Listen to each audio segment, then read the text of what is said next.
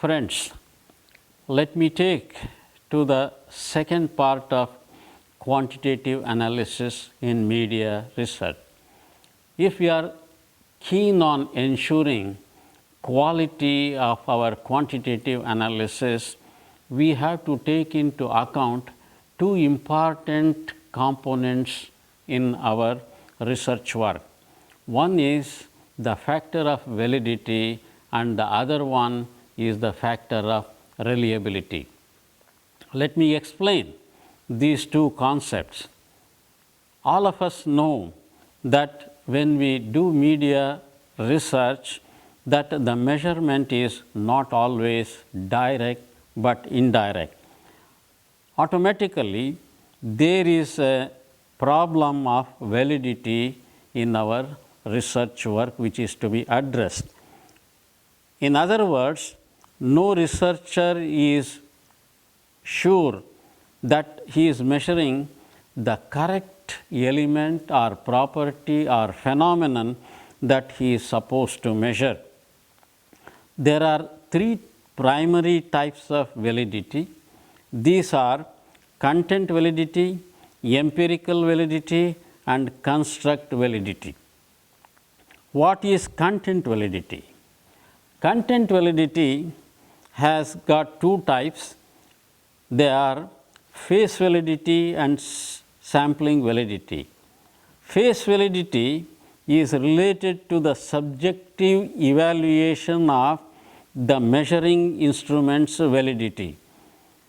In reality, it does not ask the question whether the instrument used measures what the researcher wants to measure. Instead, it attempts to know to what extent the measurement is done in relation to the subjective evaluation of the researcher. A researcher, in order to ascertain the face validity of the instrument, can consult a good number of experts. If the experts agree or specialists give their support to the face validity of the instrument, in all probability it will be through a questionnaire. If there is a disagreement among experts, it will lead to what we call as lack of face validity. There is a demerit of face validity in the sense that one has to depend upon the subjective judgments of the people. The sampling validity is related to the question whether the population identified is properly sampled by the instrument used for measurement. In clear terms, we have to know whether the content of the instrument adequately represents the content population of the phenomenon or property being measured. Empirical validity is concerned with the relationship between the measuring results and the measuring instrument. If an instrument is valid, then there should be an empirical relationship between the results produced by the instrument and the other variables or properties identified. Predictive validity is normally used to examine empirical validity. Predictive validity means the correlation between the results of a given measurement with an outside criterion. Construct validity attempts to know whether a measuring instrument is connected or linked to a theoretical or a conceptual framework. The theoretical concepts will support a researcher to declare various types and degrees of linkages between the property and the other identified variables. A researcher has to prove that these relationships do exist to demonstrate what is called as construct validity. In media research, reliability also plays an important. Reliability is related to the exactness of the measuring instrument. One has to investigate the measuring instrument in relation to the other characteristics of its validity. The degree of reliability is the method to access the measuring instrument. Reliability identifies or indicates the variable errors a measurement contains. When errors vary from one individual to another during any one measuring effort, they are called variable errors. They are also the one that varied from time to time when an individual measured them by the same instrument. Just imagine you are supposed to measure the length of a ruler in 2 points of time or course with the same instrument. If the results vary, we can simply say that the instrument has variable errors or contains variable errors. Factors which contribute to variable errors can be absent-mindedness, ambiguous instructions, or technical issues. Each measurement will have two components. They are a true component and an error component. There are three methods of estimating reliability of the instrument. These are the test-retest method, the parallel forums technique, and the split half method. Of course, there are new methods that are emerging in the field of media research in order to test the reliability of the instrument used. Let us concentrate only on these three major measures of reliability test. Let us take the first one, test-retest method. In the test-retest method, a measuring instrument is given to the group of respondents identified at different points of time. Then, if the correlations between the two sets of scores are calculated, and if there is any congruity between the two, then we will say it results in the estimate of reliability. In other words, the resultant coefficient is the reflection of the estimate of reliability. The test and retest method has its own limitations, but the two major ones are that the individuals once tested may become familiar with the process, and this may have an influence on the subsequent test. And also, if the instrument is a questionnaire, that there is every chance that the respondents may remember the same way as was done before on the first administration. Secondly, human properties are in a continuous state of transformation, and changes might have occurred in the property measured during the period of measurement. If there is an interval and if there is a change, then there will also be a loss of reliability level. As a consequence, the test-retest method can either overestimate or underestimate the true reliability of the instrument used. Let me go to the second one, parallel forms of technique. This technique is used to overcome the limitations of the earlier method, test and retest. Here, two forms of a measuring instrument are used. These two forms can be considered as parallel and can be administered to a group of respondents. The two tests of scores obtained, if they are correlated to get the reliability estimate, they are going to reflect the reliability of the instrument used. The major problem of this technique is to find out whether the two forms of the instrument are really parallel. There are certain statistical tests for finding out the reality and to find out the reliability of the instrument. The last one is the split half method.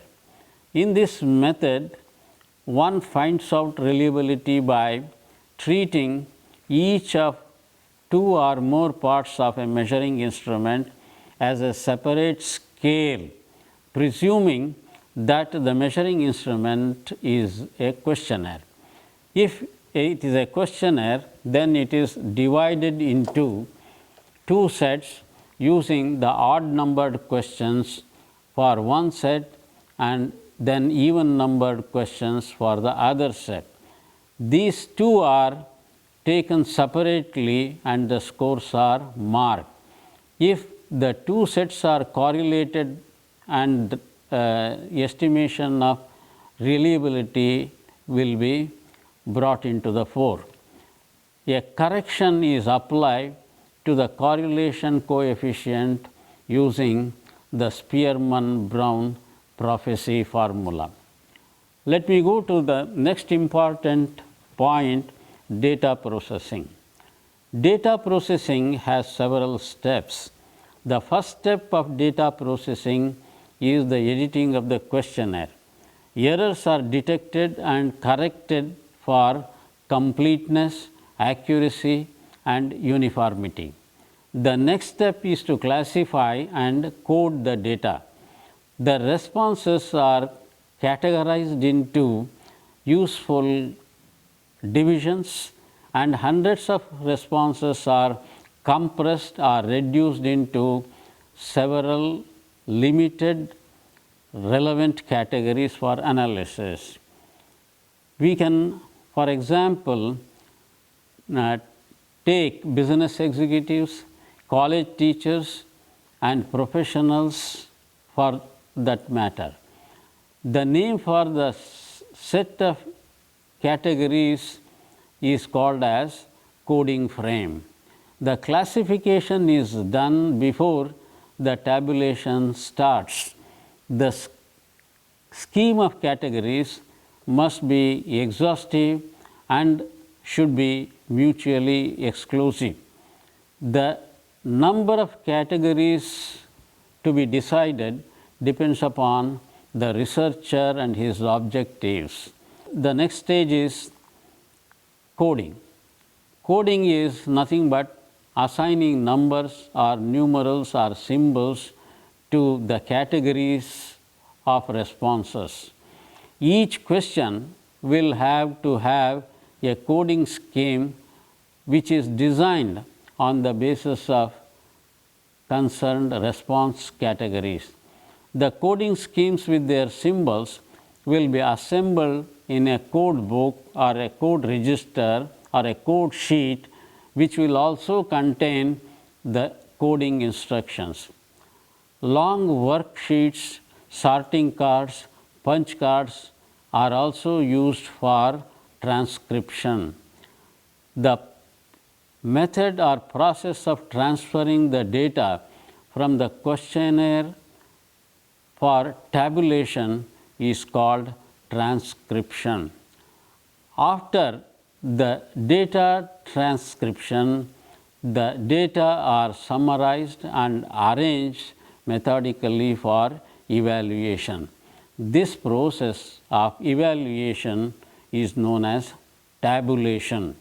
This can be done by either mechanical or electronic devices or even using the manual tabulation sheets.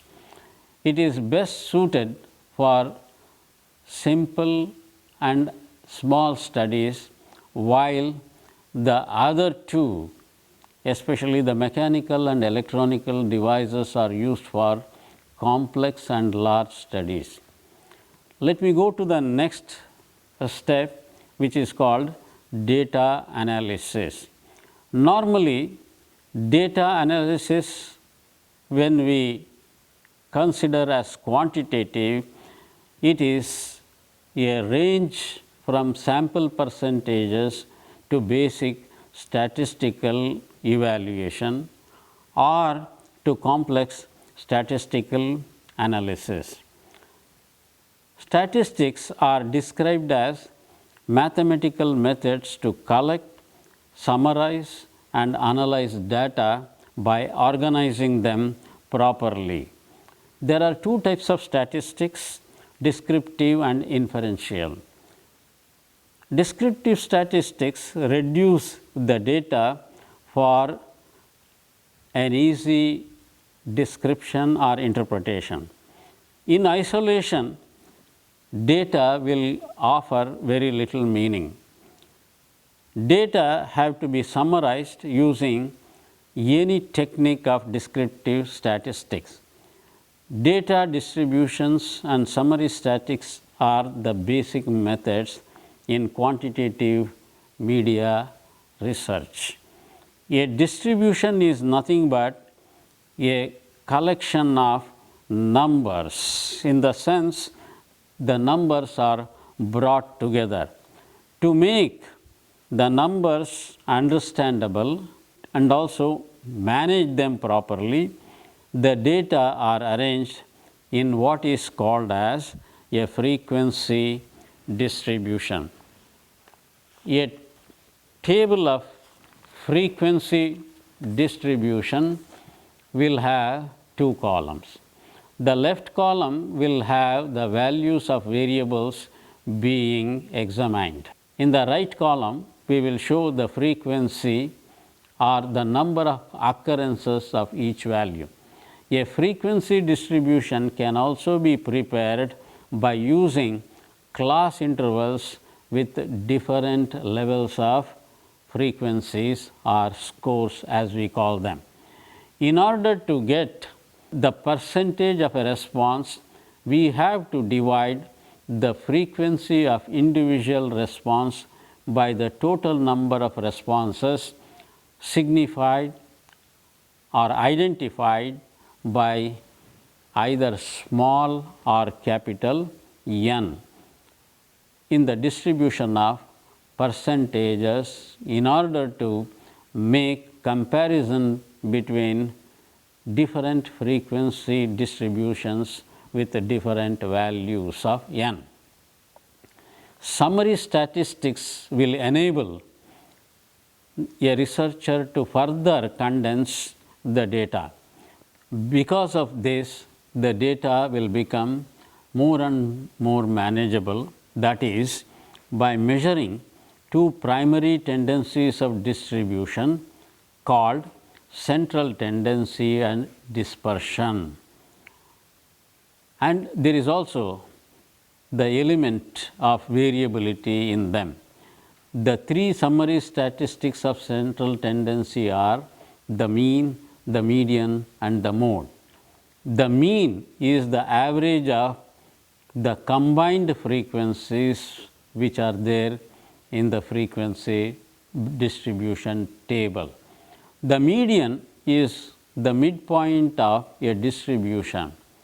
We can take an example of 1, 2, 3, 4, 5, 6, and 7.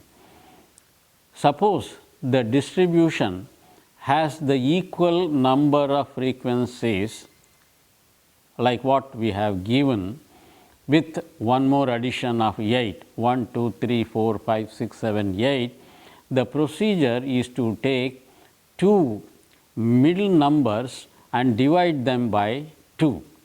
It will be in the distribution of 1, 2, 3, 4, 5, 6, 7, 8, 4 and 5.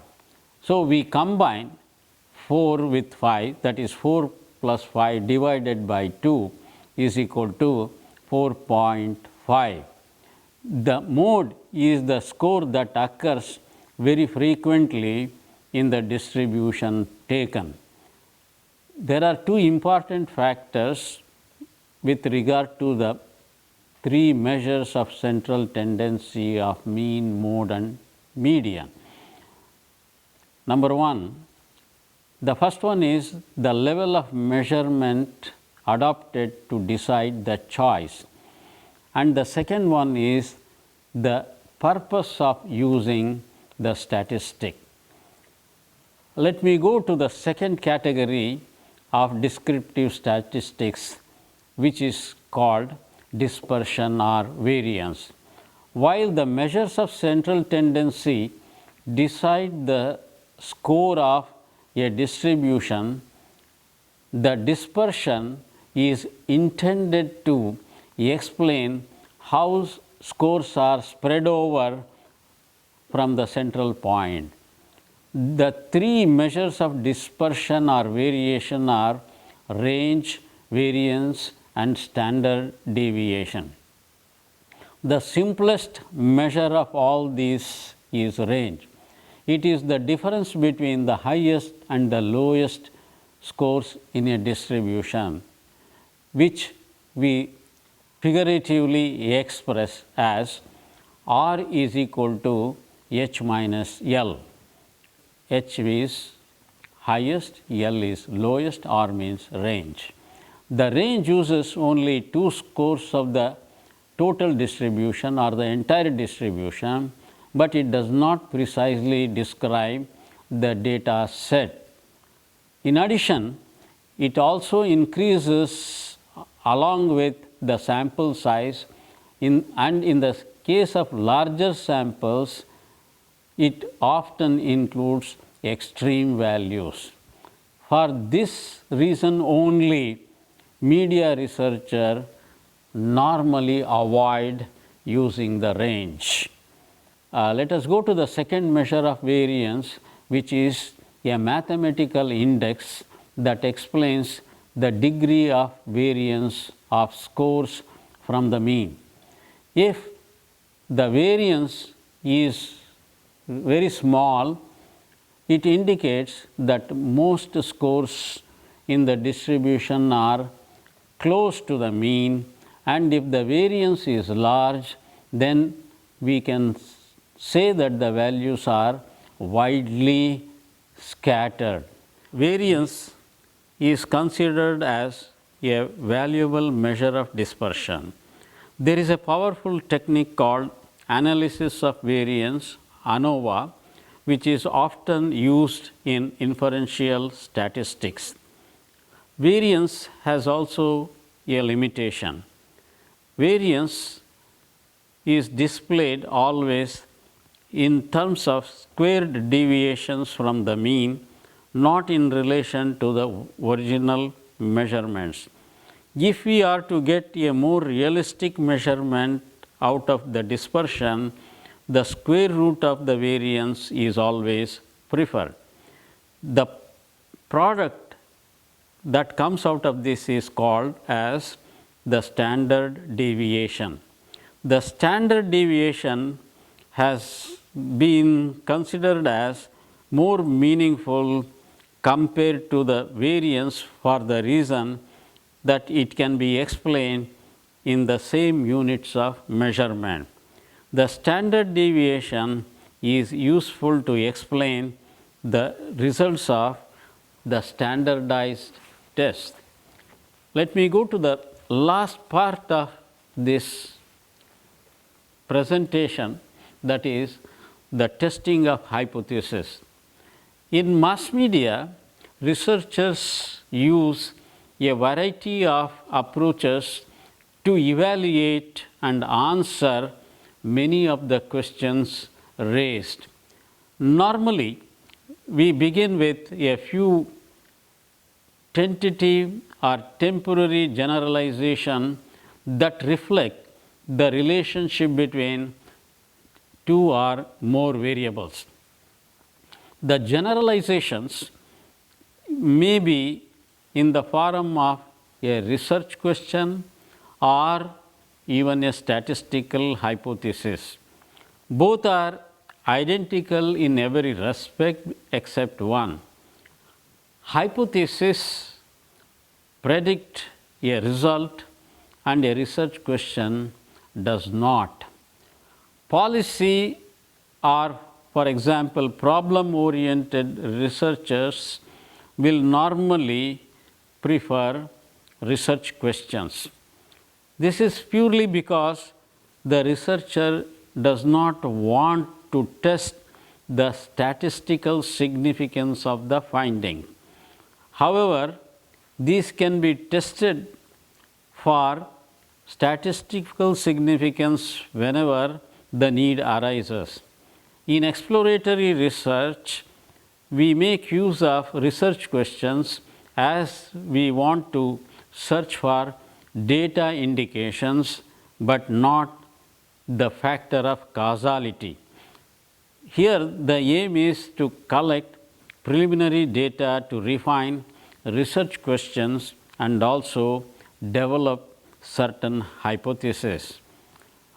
Research questions can be explained as simple research questions regarding the relationship between two or more variables. On the other side of the coin, the plural hypothesis SES provide researchers with several advantages. The first one is they provide direction to the study and also help in removing trial and error methods of research. The hypothesis allow the quantification of variables. The null hypotheses are widely used in statistical tests, especially in non-parametric tests.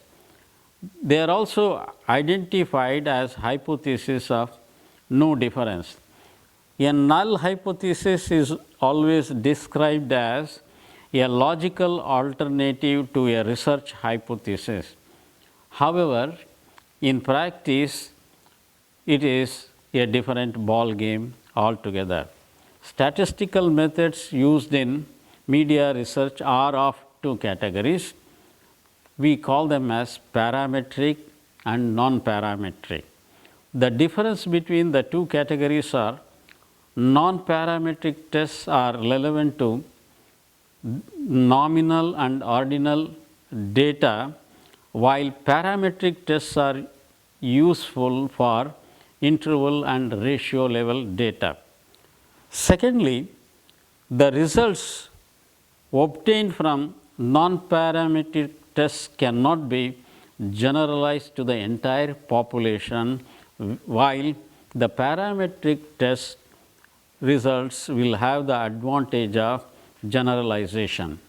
Non-parametric tests do not have what we call as the power to deduce or make assumptions about normally distributed data. In other words, they are distribution free. On the other side, the parametric tests assume the normality of distribution. The major non-parametric tests employed are chi-square goodness of fit and contingency table analysis or cross tabulation. The important parametric tests are the t-test, analysis of variance popularly called as ANOVA, and correlational tests that include linear and multiple regression. When I come to qualitative research, my take will be different. But in the case of quantitative research, I must say that it needs identified variables to be measured. It uses numbers to communicate how often the variable is present in the research work. The advantages of quantitative research are: number one, the use of number which permits greater amount of precision while presenting the results. The second one is that it can be used to understand any phenomenon identified. Then the quantitative analysis can be used for triangulation, where both quantitative and qualitative methods are used. Let me understand certain things with regard to the hypothesis testing, which I have already mentioned. When we apply a statistical test, we must remember that we are testing the hypothesis constructed. The hypothesis testing is also known as significance testing. The researcher either rejects or accepts the null hypothesis, especially in the case of non-parametric tests. If the null hypothesis is accepted, then the research hypothesis is rejected. If the null hypothesis is rejected, then the research hypothesis is accepted. If we have to decide the statistical significance of a research study, we have to set a probability level, or what we call as significance level. This is needed to test the null hypothesis in particular.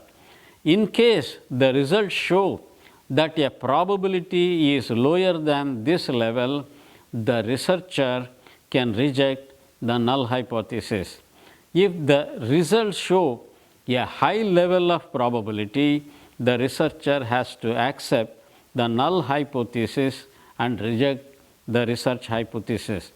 Normally, we do not state the null hypothesis and always opt for research hypothesis.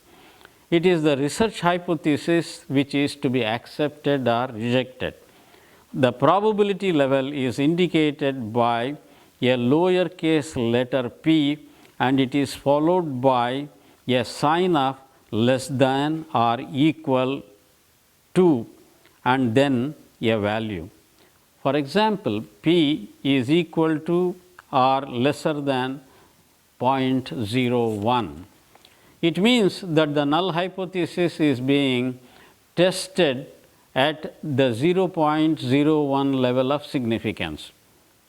To make it further simple, the findings will be considered as statistically significant if the probability is equal to or lower than this level. Suppose we say that we have a 0.05 level of significance, we should understand that the researcher has a chance of making a wrong decision about rejecting the null hypothesis or accepting the research hypothesis.